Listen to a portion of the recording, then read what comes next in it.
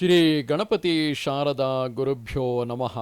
ಲೋಕ ಸಮಸ್ತ ಸುಖಿನೋ ಭವಂತು.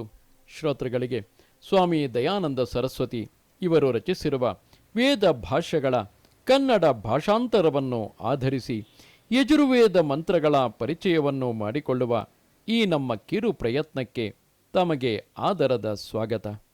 ನಾವೀಗ 3ನೇ ಅಧ್ಯಾಯದ 25ನೆಯ ಮಂತ್ರವನ್ನು ಗಮನಿಸೋಣ.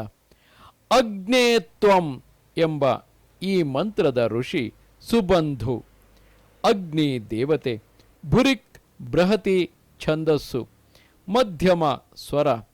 ಮತ್ತೆ ಆ ಈಶ್ವರನು ಎಂತಹವನು ಎಂಬುದಾಗಿ ಈ ಮುಂದಿನ ಮಂತ್ರವು ಉಪದೇಶಿಸುತ್ತದೆ.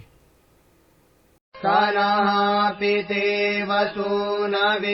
ಅಗ್ನೇ ಸೂಪಾಯನೋ ಭವ ಸಚಸ್ವಾನಃ ಸ್ವಸ್ತಯೇ.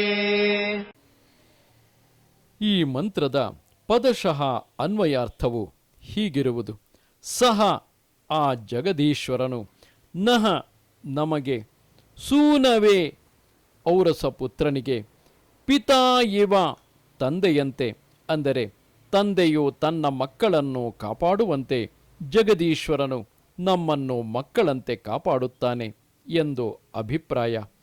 ಅಗ್ನೇ ಕರುಣಾಮಯನು, ವಿಜ್ಞಾನ ಸ್ವರೂಪನು, ಸರ್ವರಕ್ಷಕನೂ ಆದ ಜಗದೀಶ್ವರನೇ. ಸೂಪಾಯನಃ ಉತ್ತಮ ಜ್ಞಾನವನ್ನು ನೀಡುವವನಾಗಿ, ಭವ ಆಗಿರುವೆ, ನಹ ನಮ್ಮನ್ನು, ಸ್ವಸ್ಥಯೇ ಸುಖ ಪ್ರಾಪ್ತಿಗೆ ಅಥವಾ ಸುಖದೊಡನೆ, ಸಚಸ್ವ ಜಗದೀಶ್ವರನಾದ ನೀನು ಸಂಯೋಜಿಸು ಅಥವಾ ಸೇರಿಸು.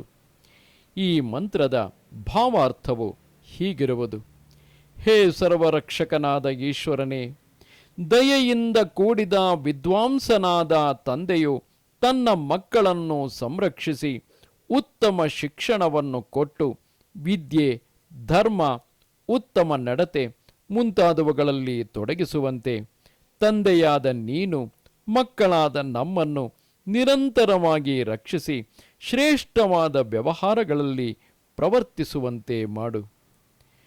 ನಮಸ್ತೆ ಶಾರದೆ ದೇವಿ ಕಾಶ್ಮೀರ ಪುರವಾಸಿನಿ, ತ್ವಾಮಹಂ ಪ್ರಾರ್ಥಯೇ ನಿತ್ಯಂ, ವಿದ್ಯಾದಾನಂಚ ದೇಹಿಮೆ.